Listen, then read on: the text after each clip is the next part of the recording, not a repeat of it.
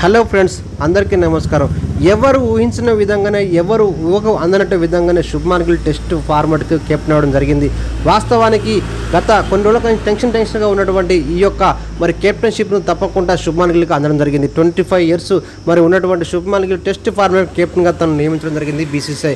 వాస్తవానికి రిషబ్ పంత్కు లేదా బూమ్రాకు వస్తానుకుంటారు, కానీ ఎట్టగళ్లకు మన శుభ్మాన్ గిల్కే దక్కిందని చెప్పుకోవచ్చు. వాస్తవానికి గత 3-4 సంవత్సరాల నుంచి స్థిరంగా ఇటు వన్డేలో, T20లో, టెస్ట్లో అద్భుతంగా ఆదరగొడుతున్నటువంటి ఈ కూల్, ఈ హ్యాండ్సమ్ బ్యాట్స్మెన్ తప్పకుండా మరి కెప్టెన్షిప్కి అవకాశాలు అన్నిటికీ ఉన్నప్పటికీ తనకే పట్టం కట్టారు బీసీసీఐ.